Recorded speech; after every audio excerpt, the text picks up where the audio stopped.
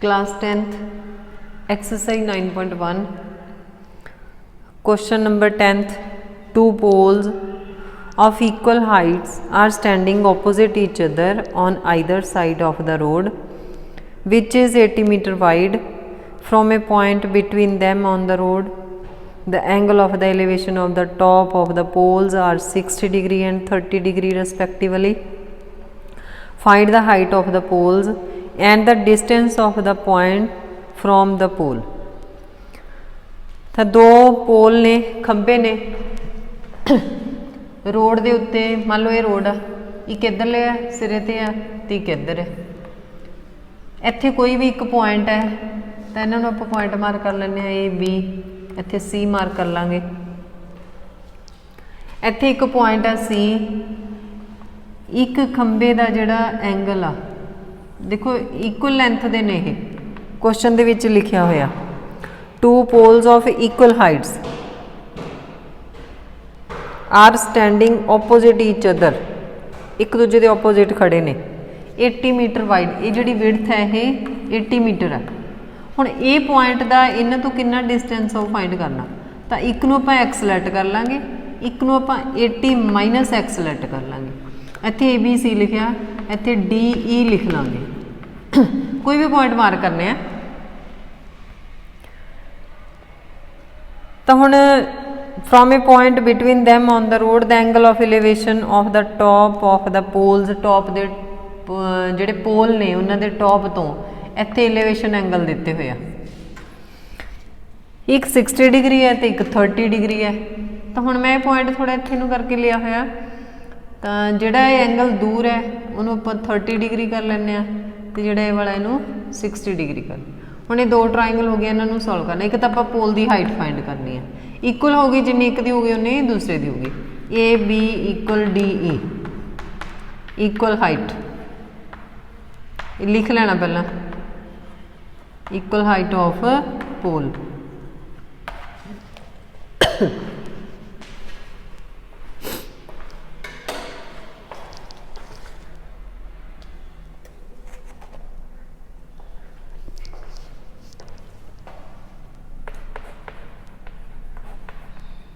two pole A B equal D E of equal height.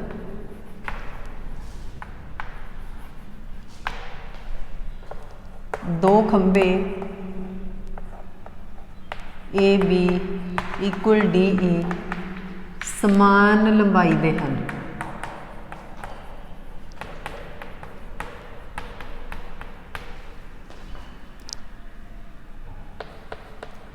Point C lies on distance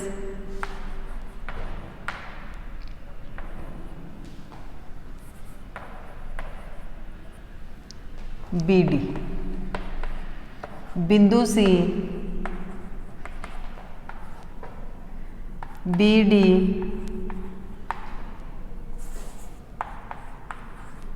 ऊपर है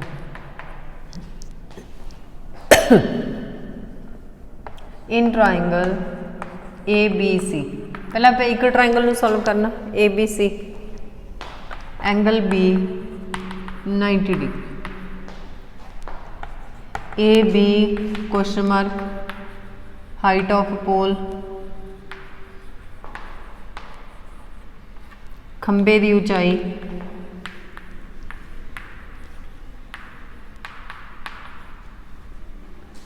B सी तो B C नूं आपां light कर लेना हुण लैट क्यों करना क्योंकि टोटल लेंथ 80 है तो पहला आपां लिख लेने let B C equal X and C D equal 80 minus X because B D equal 80 metre B C X आ ये हैगा बेस तो ये हैगा परपेंडिकुलर थीटा फर्स्ट ट्राइंगल दे विच थीटा जिहड़ा वो 60 degree P upon B tangent theta, AB upon BC tangent 60 degree, AB upon BCX tangent 60 degree root 3, AB equal root 3x। तैनू फर्स्ट लिख लेना, मतलब x अजे नाल लिखिया होया, ये भी आपां फाइंड करना x। In triangle CDE angle D 90 degree, CD equal 80 minus x base,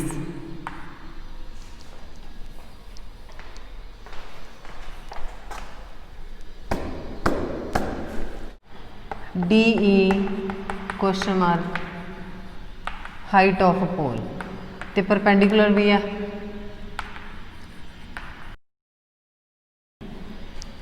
तो इतने आप लिखा होया दोवें इक्वल ने, इसलिए क्वेश्चन के जो आप सॉल्व करांगे तो DE की जगह AB ही लिख लेना। Theta 30 degree, P upon B tangent theta, DE upon CD tangent 30 degree. DE की जगह आप AB लिख लेना, CD 80 minus x tangent 30 degree 1 upon root 3। तो क्रॉस मल्टीप्लाई करांगे, क्रॉस मल्टीप्लाई तिरछी गुणा root 3 multiply AB 1 multiply 80 minus x। देखो इन्हें इधर मल्टीप्लाई करांगे, AB मल्टीप्लाई रूट 3 आ गया, इन्हें इधर करांगे 1 नाल सेम आ जाएगा, root 3 AB equal 80 minus x। हुण फर्स्ट दे विच आपां लिखिया होया AB दी वैल्यू, तो 1 तो आप ये वैल्यू पुट कर देंगे, from 1 put value AB equal root 3x, value put करिए इत्थे पुट करनी है रूट 3 AB की जगह root 3x equal 80 minus x, root 3 नूं रूट 3 नाल मल्टीप्लाई करांगे 3x equal 80 minus x, 3x x नूं इधर ले आवांगे plus x 80, 4x equal 80, x equal 80 upon 4 20, x की वैल्यू आ गई 20। हुण आपां वैल्यूज़ एक तो ही फाइंड करनी सी, ये जिहड़ा पॉइंट आ इहदी दोनों खंबियां तो डिस्टेंस दूरी पता करनी है कितनी है, तो एक आपां पोल की हाइट फाइंड करनी सी। तो पहला यही लिख लें height of a pole equal AB root 3x आ गई रूट 3 मल्टीप्लाई 20 रूट 3 मीटर, एक तो यह आंसर आ जाऊगा। हुण आपां लिखना दोनों poles are distance, distance of 2 poles, distance of 2 poles from point C equal, पहला x 20 मीटर, फिर CD 80 minus x 80 minus 20 60 metre, तो एक ये आंसर आऊगा 20 metre and 60 metre.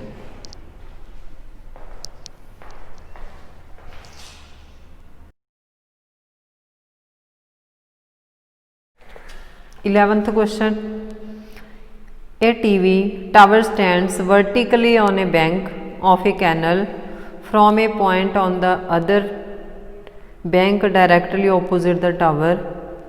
The angle of elevation of the top of the tower is 60 degree from another point 20 meter away from the point on the line joining this point to the foot of the tower. The angle of elevation of the top of the tower is 30 degree. Find the height of the tower. एक तो tower की height find करनी है and width of the canal तो canal की width find करनी. Diagram वैसे given है यदि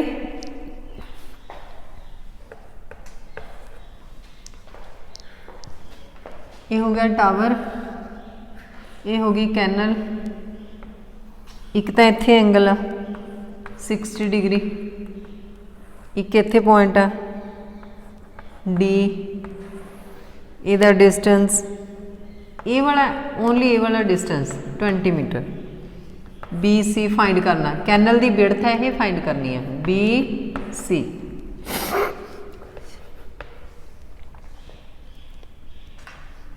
ये वाला angle 30 degree.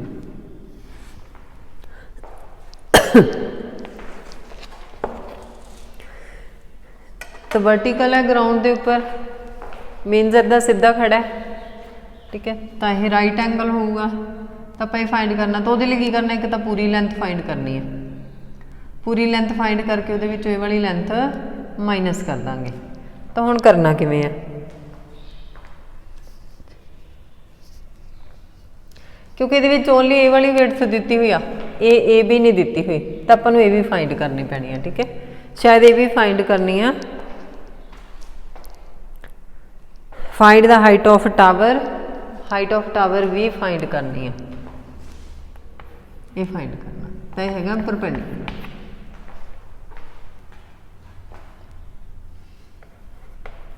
In triangle A B C angle B 90 degree, A B question mark perpendicular है, हाइट ऑफ पोल टावर है,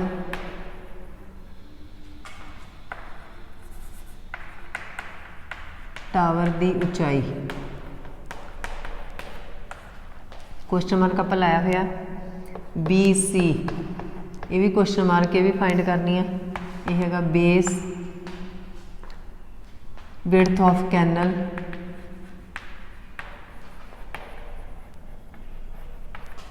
नहर की चौड़ाई,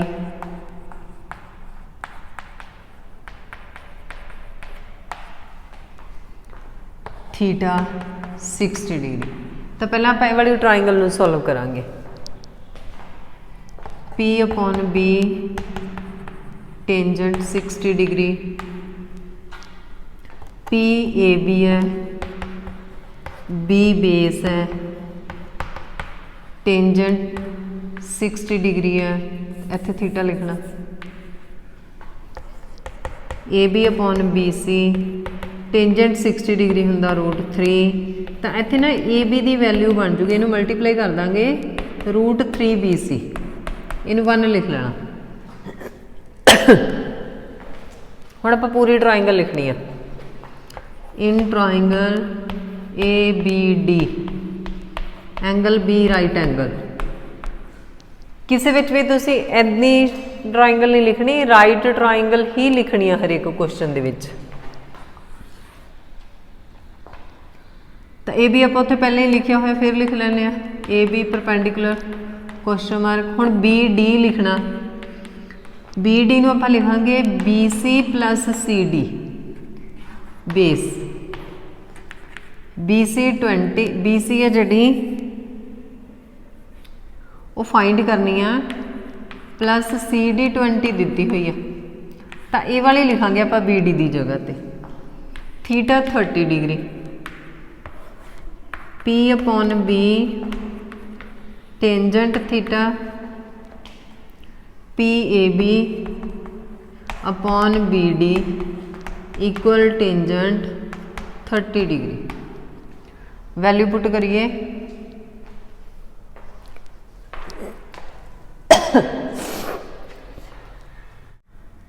ए बी की वैल्यू आप ये वाली पुट कर लांगे from 1, put value A B equal √3 BC। √3 BC upon BD की जगह पे लिखांगे BC + 20 इक्वल टेंजेंट 30 डिग्री की वैल्यू 1/√3 तो क्रॉस मल्टीप्लाई कर लेंगे √3 BC × √3 तो 1 ना मल्टीप्लाई करांगे इन्ना ही आ जाऊगा, ये बन जू 3 BC।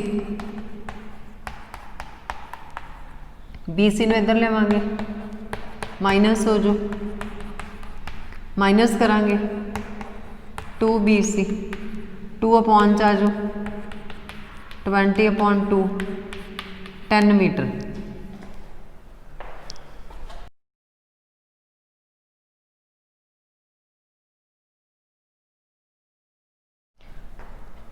Width of canal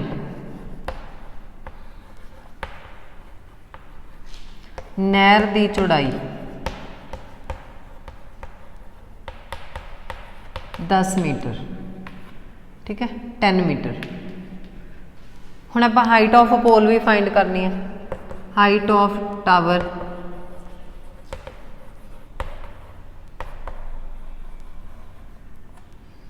height of tower tower की उचाई टावर की उचाई है जी ए वाली AB ये आप इत्थे लिखी हुई है √3 BC। AB इक्वल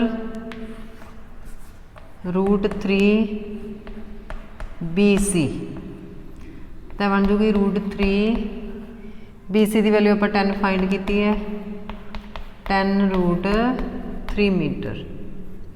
चाहे तो तुसी √3 की वैल्यू लिख के 1.73 मल्टीप्लाई करके आंसर लिख सकते हो, पर इदा भी ठीक है 10√3 मीटर।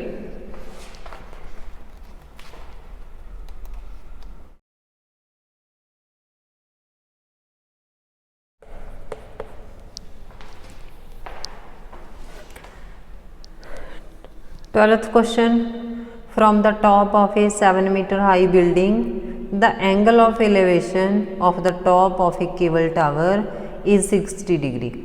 7 मीटर उच्ची बिल्डिंग है, ਉਹਦੇ टॉप तो the angle of elevation of the top of a cable tower ਦੇ टॉप तो 60 degree and the angle of the depression of its foot ਤੇ ਫੁੱਟ ਦਾ ਐਂਗਲ ਹੈ ਜਿਹੜਾ 45 degree. Determine the height of tower. Diagram draw करिए, इत्थे diagram नहीं given. देखो एक हैगी आ बिल्डिंग ते एक हैगा टावर।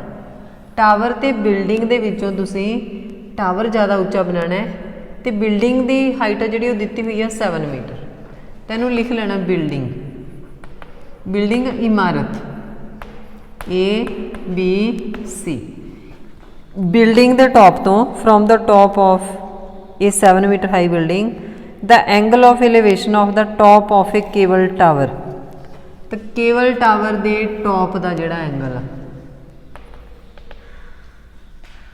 ये वाला ये हैगा 60 डिग्री तो इत्थों जिहड़ा डिप्रैशन एंगल आ डिप्रैशन एंगल आ वो हैगा 45 ये फुट का एंगल ये हैगा 45। देखो तुहानूं मैं दस्सिया सी कि अल्टरनेबल हुंदे आ तां ये वाला एंगल 45 डिग्री हो जाए।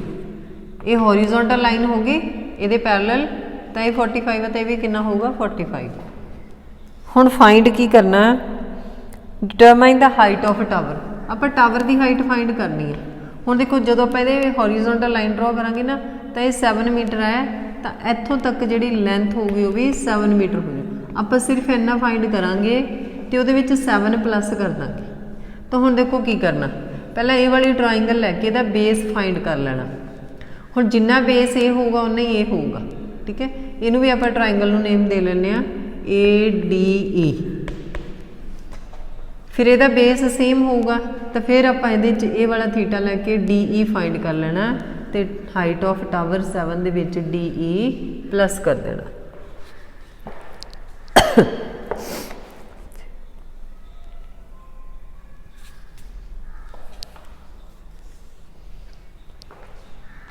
in triangle ABC,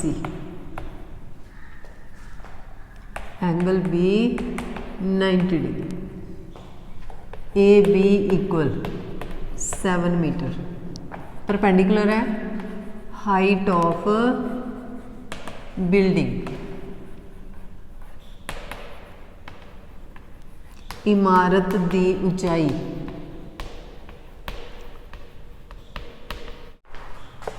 BC question mark base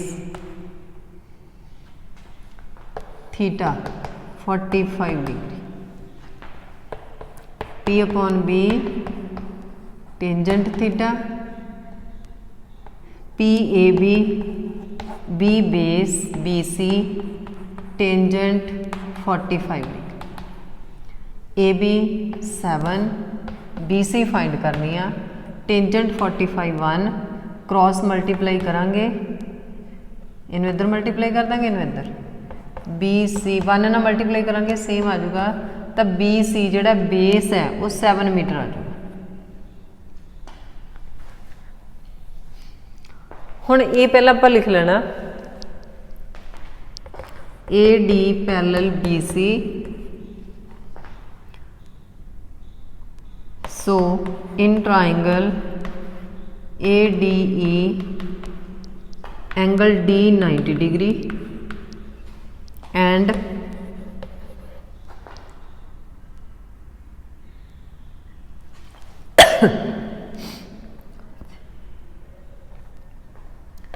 AD equal BC equal 7 metre, ये हो गया बेस। ठीक है, इन्हों पर बाद लिख दिया DE equal question mark perpendicular BC equal 7 metre, BC की जगह आप लिखांगे AD, इत्थे आप इक्वल लिख लिया, इत्थे आप सीधा लिखना AD equal 7 metre base, theta 60 degree, P upon B tangent theta, P है जड़ा वो DE upon AD tangent 60 degree, DE find करनी है, क्वेश्चन मार्क लाया होया, AD की वैल्यू 7, टेंजेंट 60 डिग्री √3, इधर मल्टीप्लाई हो जू DE इक्वल 7 √3। तो हुण DE सी डी 7 √3 आ गई, आप फाइंड करना height of tower, height of tower